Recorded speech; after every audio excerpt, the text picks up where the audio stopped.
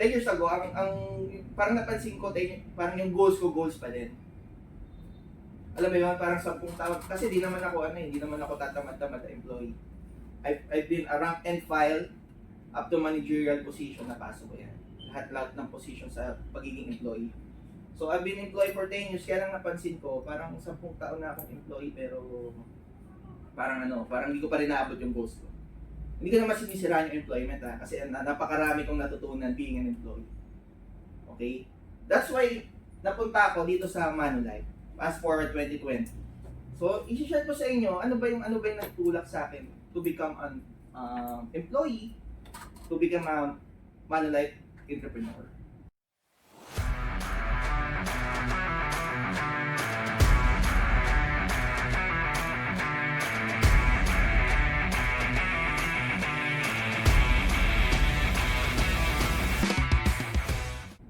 Okay? Kasi ako, I'm thinking, paano kaya kung 15 years ago may kumausap sa akin ganito? Probably at age 18 or 20, nag-start na agad sana ako dito. Probably sana mas okay yung mga naging achievements and financial, naabot ko na sana yung financial freedom na gusto ko maabot at age ko right now. As a student, may reasons naman tayo why we study so hard, di ba? Hindi ka naman nag-estudyante for gusto mo lang. Sino bang gusto lang, estudyante gusto lang? But probably gusto natin, lahat ba kayo gusto niyo yung course nyo? Ako kasi hindi. Ano na lang, kasi sa State University, when you enroll, di ba, napupuno agad yung slot. Tapos kung whatever is the remaining slot, doon ka na. Tapos iniisip mo, next year, mag-transfer na lang ako. At ganun din ako nung nag-school ako sa PUP. Pero more than the choice of the course, meron tayong reason bakit natin, but we study so hard, but gusto natin graduate na agad. Tama ba? Lahat naman tayo, di ba? So ano ba yung reason natin? First reason natin is why we study so hard is for our future, for our goals. Like I mentioned right now, right now, papunta na kayo sa bagong chapter ng buhay niyo. Tama ba? From the teens, from young generation, papunta na kayo dun sa adulthood. Right? And for that reason, one of the reasons ba't gusto niyo na mapunta ron is for your future goals. Diba? Like I mentioned, 5, 10, 15 years from na gusto mo, ganito na ako. Ito na yung maabot ko after graduation. Secondly, of course, why we study so hard is for our family, for their needs. Sino ba dito yung right now, breadwinners na agad? Meron bang working student yan? Madam, di ba? And sino ba dito mga panganay? Most of us. Sino ba dito yung probably pagka-graduate, alam mo na yung mga magiging responsibilities mo sa bahay? Di ba? So, ang reason natin why we study so hard, why we want to choose a work for us to provide for our family. Di ba? And lastly, of course, hindi naman pwedeng puro aral lang. Nakakatamad mag-aral, di ba? Sino ba nag-enjoy pumasok araw-araw? Sino? Papalabasin ko na. Pero di ba, so nakakatamad mag-aral but we have to do it. And pag pumasok kayo sa employment, nakakatamad mag-work but you have to do it. Why? Because gusto natin magkaroon tayo ng magandang buhay. After that, we want to, ma-enjoy natin yung buhay natin. And here sa Manulife, we recognize that as well. So ngayon, ang question ko sa inyo, you know your goals, right now graduating na kayo, pero ano ba yung game plan natin? Anyone? Sino ba yung nakakalam ng specific game plan? Di ba? Probably yung mga tinawagan ko, tinanong ko kayo. Ano yung step 1, step 2, step 3 nyo? Okay, so right now, being graduating students, ano yung game plan nyo for you to achieve those goals? Okay, gusto nyo ba yung OJT nyo right now, yung yung may pasa lang? Then after that, hanap ulit ako ng work. Which is good, okay din naman yun, kasi ganun din yung ginawa ko. Or you want to maximize yung OJT program right now to see kung ito yung pwede yung gamitin game plan for you to 3, 5, or 10 years from now, achieve your goals. Okay? And become a skilled professional. Right? So ngayon, pagdating sa game plan, dalawa kasing game plan. And I have, nagawa ko niyan, dalawang game plan na yan. Okay, I've been an employee for 10 years, I've been with an entrepreneur for 5 years. Okay? Pero question, ilang taon na ako? Makahula, may Gcash. 34. Galing mo, 34 na. Pero yun, so 34. Pero mukhang ilang taon lang. Magaling mo to Pero yun, right now, medyo kuya na ako, tito na ako sa inyo. I've been in this both side, employment, entrepreneur. Okay? So let's say ang game plan nyo, employment. So pag employment, meron kayong fixed schedule. Papasok kayo ng 9, uwi kayo ng 6. Kaya lang, kailangan nyo mag-alat ng travel time. Kung Makati, Pasay, or Quezon City kayo, Metro Manila. So kasama rin yung sa fixed schedule. Okay? Ang kagandahan lang doon, you have a fixed schedule, Monday to Friday, 9 to 6, sama mo yung travel time, but you have regular paycheck. Regardless, if you do the bare minimum sa employment mo, papasok ka lang, mag-clock in ka lang, bare minimum, pasweldo ka, walang problema. Okay, mag-OT ka, yes, merong konting increase income. But steady yan, regardless of ano man mangyari sa market, merong regular paycheck. At the same time, may stability ka rin. Diba? Since ikaw ay employee, regular ang paycheck mo, alam mo kinabukasan, meron kang work. Alright? Tama ba yun? And of course, yung employee benefit. May HMO ka, may HMO ang family members mo. Meron kang company benefits, may rice allowance ka, may clothing allowance ka. So, part of that meron ka. May 13th month ka. Okay?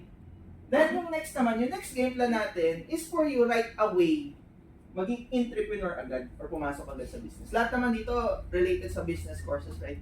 Ayan. So as a business entrepreneur, you are your own boss. Wala nag-uutos sa'yo, wala nagsisermon sa'yo. Wala nagsasabi pumasok ka, Adrian. Wala nagsasabi na mag-OT ka. Ikaw ang bahala sa sarili mong business. Ikaw yung boss mo. Kung anong gusto mo, yun yung masusunod. Okay? At the same time, in here, sa employment kasi, basta gawin ko yung bare minimum, alam ko may sahod ako. Pero kung magsisipag ako sa work, probably, baka may OT, pero ganun pa rin yung income ko. Okay? And as an employee, like I mentioned ako, I've been na rank and file and managerial. I've been promoted so many times. Pero yung promotion kasi, promotion lang sa title, naging manager, may increase naman. Kaya lang ang pinaka-promotion ko talaga yung dami ng work. It cannot compensate yung promotion, yung work na nakuha ko versus dun sa income na na-receive ko. Although, being an employee, temporary, is a good training ground for you. Pero here, being an entrepreneur, pag magsipag ako, todo ko yung effort ko, ako mismo magsusulat ng sarili kong check. Ako mismo magsusulat ng sarili kong income.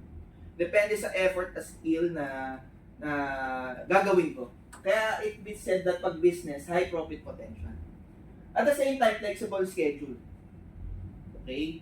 So ako, I have kids right now.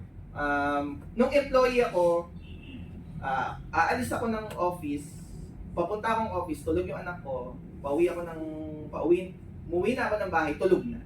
So wala na ako schedule for them. Pero right now, being an entrepreneur, merong flexible yung schedule mo.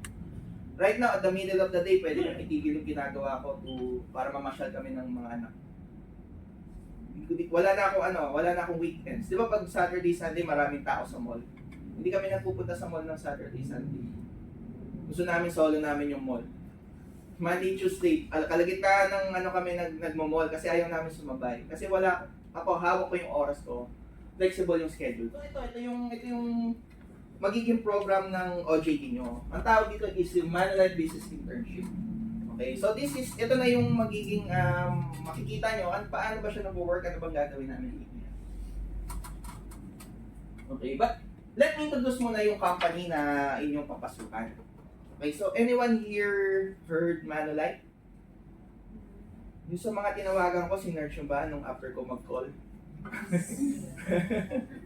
So si Manulife, eto hindi tayo biro-birong company. Probably yung mga taga Cavite State, Imus, kung di nyo napapansin to, si Manulife is a big company. Si Manulife right now, we have 35 million customers worldwide. Ganyan karami ang clients na meron si Manulife. And right now, parang di ba buhay ang mga parents natin, Manulife has been in the industry for 136 years. Number 1 tayo pagdating doon sa market capitalization. So ano ba ibig sabihin ng market capitalization? Yung market capitalization, yan yung ranking ng isang company if marami siyang asset, marami siyang profit, and kung capable siya to serve his or her client. Okay? So pag mas mataas yung asset ng company, mas mataas yung income generating asset niya, ibig sabihin malaki yung income ng company, matibay yung company. So pag profitable ang company, tama ba, profitable din yung mga members niya, yung mga business partner, employees. Diba? Paano sila makakapagbigay ng malaking income kung hindi sila profitable? So pag nag-join kayo dito as OJT, hindi basta-basta ang company yung papasukan niyo. Okay, established company to worldwide. Use this opportunity para maging skill kayo yung for the next 600 hours, 300 hours, or 400 hours. Na after this, regardless kung mag-join kayo kay Manulife for good or not, meron kayong mapupulot dito for your career. Okay? So ngayon, ano bang gagawin natin dito? So right now, in our OJT program, tuturuan namin kayo about actual marketing techniques.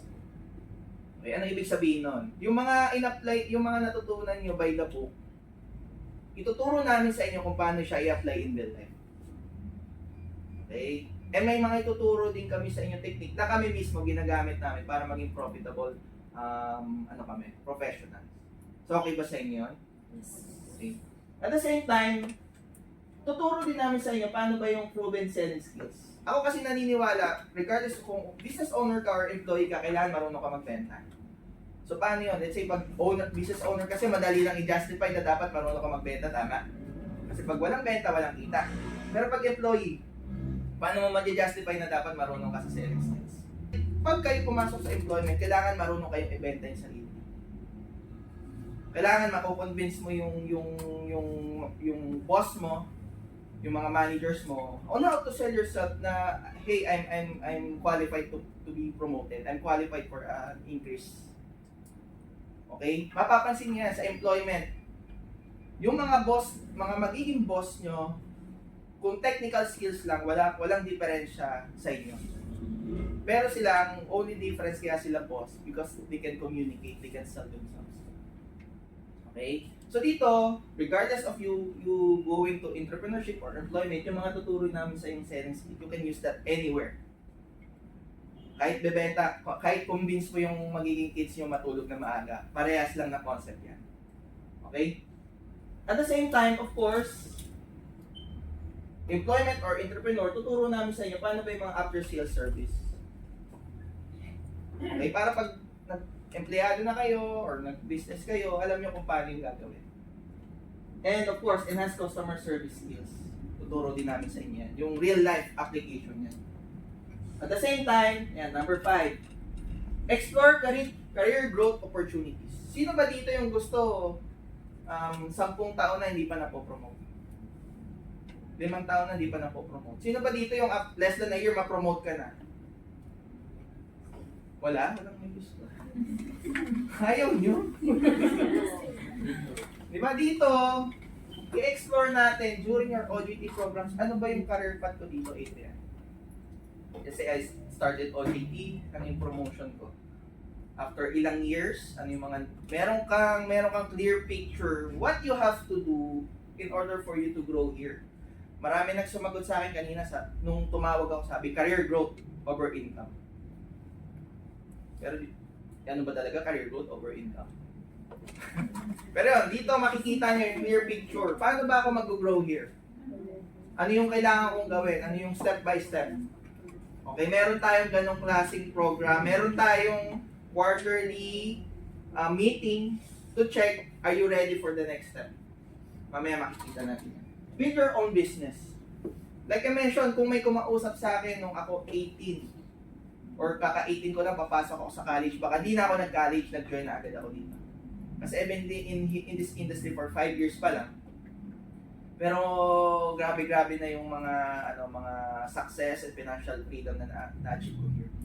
Just imagine kung nag-start ako dito at age 18 or kakagraduate sa college. Diba? Baka mas maganda na yung inabot ko na financial achievement. That's why I'm sharing it to you. Okay, kasi walang ganun sa akin nung time ko na yun. So here, tuturuan namin kayo kung paano i-build yan na for the next 3 years, 5 years, objectively, alam mo nag-grow yung business mo. Part na rin na magiging OJT program nyo, meron tayong mga digital solutions na ipoprovide. Okay? So, kumbaga, tayo mga Gen Zs tayo tama ba? As a Gen Z, mas digital yung approach natin. Okay, so yung transition nyo, mas madali na. Dito pwede mo nang gawin everything online, digital. Okay, kasi doon na tayo papunta. Okay? At the same time, may mga free-training session din tayo. Okay? Ito, tingnan nyo. Meron tayong sponsor, si Manulife nag-sponsor yan ng local and international conferences, training sa ibang bansa. Once you qualify, wala ka nagagastusin, bagahe lang, lahat ba may passport na? Magano na kayong passport. Kasi, pag nagbigay si Manulife ng trainings, kung okay sa inyo at nag-qualify kayo, kung saan bansa gaganapin yung training, napapadala kayo ni Manulife, i-sponsoran nyo. Bagahe lang ang dadalhin. Meron tayong regular meetings. Yung game time na tinatawag. Yung game time, may mga trainings din yun. Isasabihin sa inyo, ito yung mga training, ito yung mga application na pwede natin gawin. Ito yung mga update from the company, ito yung mga promo ni company, ito yung mga available trips ng company. Okay? At the same time, learning sessions from me. Okay? Question, let's say magpapa-hospital kayo at o-operahan kayo. Gusto nyo bang magpa-opera dun sa may experience na o dun sa bago pa lang? Wala bang sasagot yung bago pa lang? Wala. Bakit? Bakit yun ang gusto nyo yung may experience na? Baka laro yung landaw ng bago. Tama. Diba? Kasi tama yung likelihood ng successful yung operation is high. Kesa yung bago ng pagpag-practice ang alam. Tama si Madam, di ba? So ngayon here, yung mga learning sessions na ibibigay ko sa inyo, ibibigay namin yan coming from our learning experience, coming from our trials and errors. Tatanggalin na natin yung trial and errors doon sa journey nyo to become a professional. Hindi kami magbibigay sa inyo ng turo dito na by the book theories lang. Ibigay namin yung example how we use it, ano yung naging failure namin while using it in real life, ano yung success namin. Then from there, mas makikita nyo, okay, ganito yung ginawa ni Adrian. You can apply that anywhere. Kung mag-start kayo ng sarili nyo business, employment, or mag-join kayo kay Manulife. Okay?